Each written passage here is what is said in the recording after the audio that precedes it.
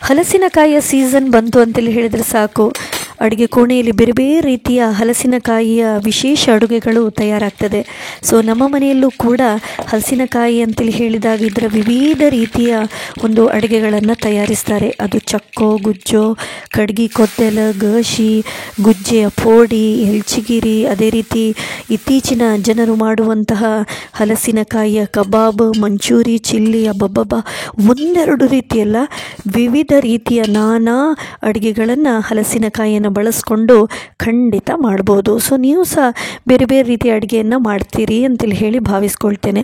So ಈಗ ನಾನು ನಮ್ಮ GSB ಸ್ಟೈಲ್ನ, ಟಿಪಿಕಲ್ GSB ಸ್ಟೈಲ್ನ ಚಕ್ಕೋವನ್ನು ಹೇಗೆ ಮಾಡೋದು ಅಂತೇಳಿ ಹೇಳಿ ನಿಮಗೆ ಹೇಳ್ಕೊಡ್ತಾ ಇದ್ದೇನೆ. ಒಂದು ಸಣ್ಣ ಒಂದು ಹಲಸಿನಕಾಯಿಯನ್ನು ಇವತ್ತು ತರಕಾರಿ ಅಂಗಡಿಯಲ್ಲಿ ನೋಡಿದೆ. ಸೊ ಇದನ್ನು ಬಳಸ್ಕೊಂಡು ಒಂದು ಚಕ್ಕು ಮಾಡಬೇಕು ಅಂತೇಳಿ ಹೇಳಿ ಅತ್ತೆಯವರೆಲ್ಲ ಹೇಳಿದೆ. ಸೊ ಅವರು ಬಂದ ಹಾಗೆ ಈ ಒಂದು ಹಲಸಿನಕಾಯಿಯನ್ನು ಕಟ್ಟು ಮಾಡಿದರು. ಇದರ ಮುಕ್ಕಾಲರಷ್ಟು ನಾನು ಈ ಒಂದು ಚಕ್ಕೋಗೆ ಬಳಸ್ಕೊಂಡಿದ್ದೇನೆ. ಸೊ ಹಲಸಿನಕಾಯಲ್ಲಿ ಇನ್ನೂ ಸಹ ಒಂದು ಸ್ವಲ್ಪ ಕಣ್ಣು ಬಿಟ್ಟರೆ ನೋಡಿ, ಇದರಲ್ಲಿ ಇರ್ತದಲ್ವ, ತುಂಬ ಎಳತು ಅಷ್ಟು ಚೆಂದ ಆಗೋದಿಲ್ಲ. ಸ್ವಲ್ಪ ಅದರಲ್ಲಿ ಕಣ್ಣು ಬಿಡಬೇಕು, ಆವಾಗ ತುಂಬ ಒಳ್ಳೆಯದಾಗ್ತದೆ.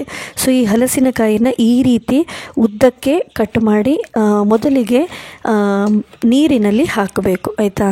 ಸೊ ಈ ರೀತಿ ಅದನ್ನು ಕಟ್ ಮಾಡುವಂತಹ ಪರಿ. ಸೊ ಇದೆಲ್ಲ ಹಿರಿಯರಿಗೆ ಸರಿಯಾಗಿ ಗೊತ್ತಾಗ್ತದೆ. ನಾನು ಕೂಡ ಸಣ್ಣವಳಿರುವಾಗ ನನ್ನ ಅಜ್ಜಿ ಮನೆಗೆ ಹೋದಾಗ ಹೆಚ್ಚಾಗಿ ಅಜ್ಜಿ ಈ ಹಲಸಿನಕಾಯಿಯ ವಿವಿಧ ರೀತಿಯ ಒಂದು ಅಡುಗೆಗಳನ್ನು ಮಾಡ್ತಾಯಿದ್ರು. ಹಳ್ಳಿ ಅಂತೇಳಿ ಹೇಳಿದ ಹಾಗೆ ನಾನಾ ರೀತಿಯ ಮರಗಳು ಇರ್ತದೆ, ಮಾವಿನ ಮರ, ಹಲಸಿನ ಮರ, ಗೇರು ಮರ ಎಲ್ಲ. ಸೊ ಈ ಮಾವಿನ ಮರದಲ್ಲಿ ಮಾವಿನಕಾಯಿ ಬಿಟ್ಟಾಗ ಅದರ ಬೇರೆ ಬೇರೆ ವೈವಿಧ್ಯಗಳು, ಹಲಸಿನ ಮರದಲ್ಲಿ ಹಲಸಿನಕಾಯಿ ಬಿಟ್ಟಾಗ ಇದರ ಬೇರೆ ಬೇರೆ ಅಡುಗೆಗಳು. ನನಗಂತೂ ಈ ಒಂದು ಹಲಸಿನಕಾಯಿಯ ವಿವಿಧ ಅಡುಗೆಗಳನ್ನು ಸವಿಯುವುದಂತೇಳಿ ಹೇಳಿದರೆ ಎಲ್ಲಿಲ್ಲದ ಒಂದು ಖುಷಿ, ಸಂಭ್ರಮ ಮತ್ತು ಆಸೆ. ಸೊ ಇವತ್ತು ನಮ್ಮ ಮನೆಯಲ್ಲಿ ಚಕ್ಕೋವನ್ನು ಮಾಡ್ತಾ ಇದ್ದೇವೆ. ಇದೊಂದು ಡ್ರೈ ರೀತಿಯ ಒಂದು ಅಡುಗೆ, ಆಯಿತಾ.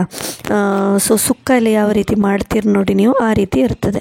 ಸೊ ಇದನ್ನು ಚೆನ್ನಾಗಿ ಇದರ ಸಿಪ್ಪೆಯನ್ನು ತೆಗೆದು ನಾವು ಇಟ್ಕೊಳ್ತಾ ಇದ್ದೇವೆ, ನೀರಿನಲ್ಲಿ ಹಾಕ್ತಾ ಇದ್ದೇವೆ.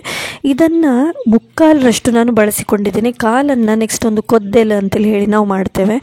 ಅದನ್ನು ಈ ಬೆಳ್ಳುಳ್ಳಿಯನ್ನು ಒಗ್ಗರಣೆ ಕೊಟ್ಟು ಮಾಡುವಂತಹ ಒಂದು ಪದಾರ್ಥ, ಅದು ಕೂಡ ಒಳ್ಳೆಯದಾಗ್ತದೆ. ಗಶಿ ಮಾಡ್ತೇವೆ. ಹಾಗೆ ಬೇರೆ ಬೇರೆ ರೀತಿಯ ಹಲಸಿನಕಾಯಿಯ ವಿವಿಧತೆಗಳನ್ನು ನಾವು ಮಾಡ್ತೇವೆ. ನಾವು ಅಂತೇಳಿ ಹೇಳಿ ಮಾತ್ರ ಅಲ್ಲ, ಹೆಚ್ಚಿನವರು ಈ ಕರಾವಳಿಯಲ್ಲಿ ಮಾಡ್ತಾರೆ ಅವರವರದೇ ಒಂದು ಸ್ಟೈಲಲ್ಲಿ. ಸೊ ಈ ಒಂದು ಹಲಸಿನಕಾಯಿಯಲ್ಲಿ ವಿಟಮಿನ್ C ಹೇರಳವಾಗಿದೆ ಅಂತೆ. ಪೊಟ್ಯಾಷಿಯಮ್, ಮೆಗ್ನೀಷಿಯಮ್, ಕ್ಯಾಲ್ಶಿಯಮ್, ನಮ್ಮ ದೇಹಕ್ಕೆ ಬೇಕಾದಂಥ ಎಲ್ಲ ಸತ್ವಗಳು ಇದರಲ್ಲಿ ಸಿಗ್ತದೆ. ಸೊ ಇದನ್ನು ನಾವು ಚೆನ್ನಾಗಿ ಒಂದು 2-3 ಸಾರಿ ತೊಳ್ಕೊಂಡು ಕುಕ್ಕರಲ್ಲಿ ಹಾಕ್ತಾ ಇದ್ದೇವೆ.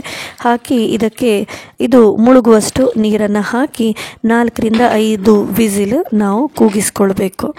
ಓಕೆ. ಸೊ ನಿಮ್ಮ ಒಂದು ಕುಕ್ಕರ್ದು ಒಂದು ಗುಣ ನಿಮಗೆ ಗೊತ್ತಿದೆ, ಎಷ್ಟು ವಿಸಿಲ್ ಕೂಗಿಸಿದರೆ ಕರೆಕ್ಟಾಗಿ ಬೇಯ್ತದೆ ಅಂಥೇಳಿ. ಆ ರೀತಿ ನೀವು ಇದನ್ನು ಮಾಡ್ಕೊಳ್ಳಿ. ಅದರ ನಂತರ ಒಂದು ತೆಂಗಿನಕಾಯಿಯನ್ನು ಕಟ್ ಮಾಡಿದರೆ ಅದನ್ನು ಚೆನ್ನಾಗಿ ಅದು ಚಿಕ್ಕದಿತ್ತು, ಹಾಗಾಗಿ ಒಂದು ಅರ್ಧ ಗಡಿಯನ್ನು ಚೆನ್ನಾಗಿ ತುರಿದು ಮತ್ತೊಂದು ಗಡಿಯಿಂದ ಒಂದು ಸ್ವಲ್ಪ ನಾವು ಹಾಕಿದ್ದೇವೆ. ಓಕೆ. ಸೊ ನಿಮಗೆ ಒಂದು ದೊಡ್ಡ ಗಡಿಯೇ ಸಿಕ್ಕಿದರೆ ಅಂತೇಳಿ ಹೇಳಿದರೆ, ತೆಂಗಿನಕಾಯಿಯ ಅರ್ಧ ಗಡಿ ಏನು ಹೇಳ್ತೇವೆ ಅದು ದೊಡ್ಡದೇ ಇದ್ದರೆ ಅದು ಮಾತ್ರ ಸಾಕಾಗ್ತದೆ, ಅರ್ಧ ಮಾತ್ರ ಸಾಕಾಗ್ತದೆ. ಅದೇ ನಮ್ಮದು ಇದು ಸ್ವಲ್ಪ ಚಿಕ್ಕ ಇದ್ದ ಕಾರಣ ನಾವು ಒಂದು ಮತ್ತು ಮತ್ತೊಂದನ್ನು ಒಂದು ಸ್ವಲ್ಪ ಬಳಸ್ಕೊಂಡಿದ್ದೇವೆ, ಆಯಿತಾ.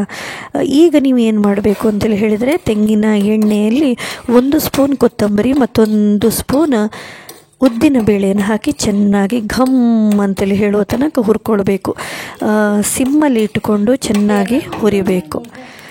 ಸ್ವಲ್ಪ ಬ್ರೌನ್ ಕಲರ್ಗೆ ಟರ್ನ್ ಆಗ್ತದೆ, ಅಲ್ಲಿ ತನಕ ಹುರಿಯಿರಿ. ಸೊ ಈ ಹಲಸಿನಕಾಯಿಂದ ಹಾರ್ಟ್ ಡಿಸೀಸ್ ಇದರ ವಿರುದ್ಧ ಕೂಡ ಅದು ಹೋರಾಡ್ತದಂತೆ. ಫೈಬರ್ ಕಂಟೆಂಟ್ ಅಂತೇಳಿ ಏನು ಹೇಳ್ತೇವೆ ಅದು ಕೂಡ ಜಾಸ್ತಿ ಆಗಿದೆ. ಡೈಜೆಷನಿಗೆ ಕೂಡ, ಜೀರ್ಣಕ್ರಿಯೆಗೆ ಕೂಡ ಅದು ತುಂಬ ಒಳ್ಳೆಯದಂತೆ. ಹಾಗಾಗಿ ಈ ಹಲಸಿನಕಾಯಿಯನ್ನು ನಾವು ಖಂಡಿತ ಬಳಸ್ಬೋದು. ಸೊ ಈಗ ಮಸಾಲೆ ರುಬ್ಬುವಂಥ ಸಮಯ.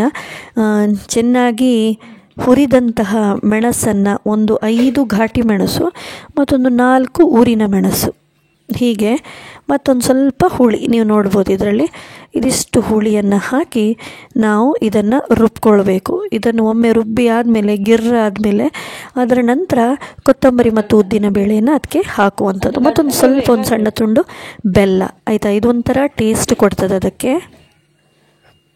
ಸೊ ಈಗ ನಾವಿದನ್ನು ಚೆನ್ನಾಗಿ ಮಿಕ್ಸಿಯಲ್ಲಿ ರುಬ್ಬಲಿಕ್ಕೆ ತಯಾರು ಮಾಡಿದ್ದೇವೆ.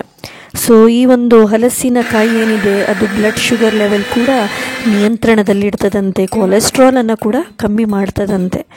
ಆಗ್ಬೋದಲ್ವ, ಇಷ್ಟೆಲ್ಲ ಗುಣಗಳಿದೆ ಅದಕ್ಕೆ.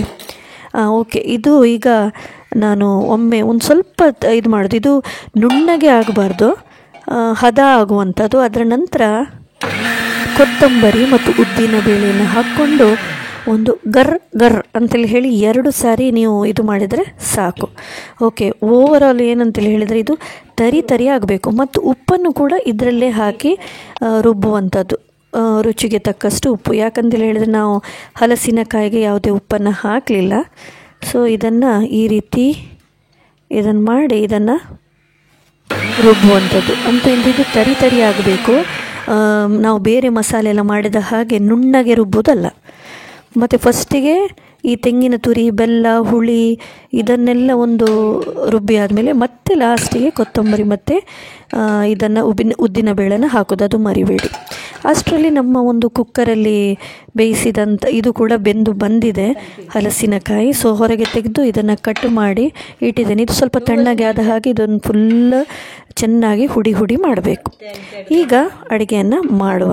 ಸೊ ಮೊದಲಿಗೆ ಕಾವಲಿಯನ್ನು ಇಟ್ಟು ಅದಕ್ಕೆ ಸಾಸಿವೆಯನ್ನು ಹಾಕಿ ಅದರ ನಂತರ ಕರಿಬೇವನ್ನು ಹಾಕಬೇಕು. ಅದು ಚಟಪಟ ಆಗುವಾಗ ಅದರಲ್ಲಿ ನಾವು ಈ ಒಂದು ಹಲಸಿನಕಾಯಿಯ ಮಸಾಲೆಯನ್ನು ಹಾಕುವಂಥದ್ದು. ನೋಡಿ, ಈ ರೀತಿ ಹುಡಿ ಮಾಡಿಕೊಂಡಿದ್ದೇವೆ. ಈ ಹುಡಿ ಮಾಡಿದ್ದಕ್ಕೆ ಮಸಾಲೆ ಏನು ಅರೆದಿದ್ದೇವೆ ಅದನ್ನು ಡೈರೆಕ್ಟ್ ಆ ಹುಡಿಗೆ ಹಾಕಿ ಅದಕ್ಕೆ ಬೇಕಾದಂಥ ಉಪ್ಪು, ಹುಳಿ, ಬೆಲ್ಲ ಎಲ್ಲವೂ ಇದೆ, ಹಾಗಾಗಿ ಎಕ್ಸ್ಟ್ರಾ ಏನು ನೀವು ಸೇರಿಸಲಿಕ್ಕಿಲ್ಲ. ಅದನ್ನು ಹಾಕಿ ಚೆನ್ನಾಗಿ ಮಿಕ್ಸ್ ಮಾಡೋದು. ಮಿಕ್ಸ್ ಮಾಡಿದ್ದ ಒಂದು ಮಸಾಲೆ ಏನಿದೆ ಅದನ್ನು ಈ ಒಂದು ಒಗ್ಗರಣೆಗೆ ಹಾಕೋದು. ಅಂದ ಹಾಗೆ ಈ ಹಲಸಿನಕಾಯಿ ಏನಿದೆ ಇದು ವೆಯ್ಟ್ ಲಾಸಿಗೂ ಒಳ್ಳೆಯದಂತೆ, ಮತ್ತು ನಮ್ಮ ಏಜಿಂಗ್ ಕೂಡ ಸ್ಲೋ ಮಾಡ್ತದಂತೆ. ಅದೆಷ್ಟೋ ನೂರಾರು ಪ್ರಯೋಜನಗಳನ್ನು ಹೊಂದಿರುವಂತಹ ಈ ಹಲಸಿನಕಾಯಿಯಿಂದ ವಿಶೇಷ ರೀತಿಯ ಬೇರೆ ಅಡುಗೆಗಳನ್ನು ಮಾಡ್ಬೋದು. ಸೊ ಈ ರೀತಿ ಡ್ರೈ ಆಗ್ತದೆ ಇದು. ಇದರ ನಂತರ ನಾವು ಒಂದು ಸ್ವಲ್ಪ ನೀರನ್ನು ಮೇಲಿಂದ ಈ ರುಬ್ಬಿದ ಇದು ಏನಿದೆ ಮಿಕ್ಸಿ ಏನಿದೆ ಅದನ್ನು ಆ ಜಾರಿನಲ್ಲಿ ಒಂದು ಸ್ವಲ್ಪ ನೀರನ್ನು ಹಾಕ್ಕೊಂಡು ಇದಕ್ಕೆ ಹಾಕುವಂಥದ್ದು. ಮತ್ತು ಸಿಮ್ಮಲ್ಲಿಟ್ಟು ಒಂದು ಎರಡು ನಿಮಿಷಕ್ಕೆ ಒಮ್ಮೊಮ್ಮೆ ತೆಗೆದು ಮುಚ್ಚಳವನ್ನು ತೆಗೆದು ಇದು ಈ ರೀತಿ ಮಗುಚ್ತಾ ಇರಬೇಕು. ಆವಾಗ ಇದು ಪರ್ಫೆಕ್ಟಾಗಿ ಚಕ್ಕೋ ರೆಡಿ ಆಗ್ತದೆ. ಸೊ ಈ ರೀತಿ ನೀವು ಎರಡು ನಿಮಿಷಕ್ಕೊಮ್ಮೆ ತೆಗೆದು ತಳ ಹತ್ತದ ಹಾಗೆ ಇದನ್ನು ಕಾಯಿಸ್ತಾ ಇರಬೇಕು. ಓಕೆ, ಇದು ತುಂಬ ಒಳ್ಳೆಯದಾಗ್ತದೆ, ಸಿಂಪಲ್ ಕೂಡ ಮಾಡಲಿಕ್ಕೆ. ಖಂಡಿತವಾಗಿ ಒಮ್ಮೆ ಟೇಸ್ಟ್ ಮಾಡಿ. ನಾವು ಇದನ್ನು ಕುಚ್ಚಲಕ್ಕಿಯ ಗಂಜಿಯ ಜೊತೆ ಸವಿತಾ ಇದ್ದೇವೆ. ಸೊ ಇವತ್ತು ನಾನು ಮಶ್ರೂಮನ್ನು ಕೂಡ ಫ್ರೈ ಮಾಡಿದ್ದೆ, ಅದೇ ರೀತಿ ಚಕ್ಕೋ ಮಶ್ರೂಮ್ ಫ್ರೈ, ಅದೇ ರೀತಿ ಕುಚ್ಚಲಕ್ಕಿಯ ಗಂಜಿ, ಅದೇ ರೀತಿ ನನ್ನ ಫೇವ್ರೆಟ್ ಸೀರಿಯಲ್ ಸ್ವರ್ಗಕ್ಕೆ ಮೂರೇ ಗೇಣು ಅಂತೇಳಿ ಹೇಳ್ಬೋದು. ಅದ್ಭುತವಾದ ಒಂದು ಕಾಂಬಿನೇಷನ್. ಆರಾಮದಲ್ಲಿ ಕೂತು ಇದನ್ನು ಊಟ ಮಾಡಲಿಕ್ಕೆ ರೆಡಿಯಾಗಿದ್ದೇನೆ.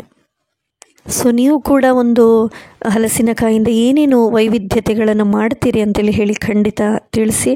ಅದೇ ರೀತಿ ಈ ಒಂದು ರೆಸಿಪಿಯನ್ನು ಕೂಡ ಟ್ರೈ ಮಾಡೋದನ್ನು ಮರಿಬೇಡಿ ಅಂತೇಳಿ ಹೇಳ್ತಾ, ನೋಡಿದಂತಹ ಎಲ್ಲರಿಗೂ ಕೂಡ ಧನ್ಯವಾದ. ನಾವು ಮಾಡೋದಕ್ಕಿಂತ ಹೆಚ್ಚಾಗಿ ನಮ್ಮ ಮನೆಯ ಹಿರಿಯರು ಇಂತಹ ಅಡುಗೆಗಳನ್ನೆಲ್ಲ ಮಾಡಿದರೆ ತುಂಬ ರುಚಿಯಾಗ್ತದೆ, ಸೂಪರ್ ಆಗಿರ್ತದೆ. ಸೊ ಅವರ ಒಂದು ಅನುಭವಿ ಕೈಗಳಿಂದ ಈ ಒಂದು ಅಡುಗೆಯನ್ನು ಮಾಡಿದ್ದಾರೆ, ಸೂಪರ್ ಆಗಿದೆ ಅಂತೇಳಿ ಹೇಳಿ ಭಾವಿಸ್ತೇನೆ. ಬಾಯ್ ಎಲ್ರಿಗೂ.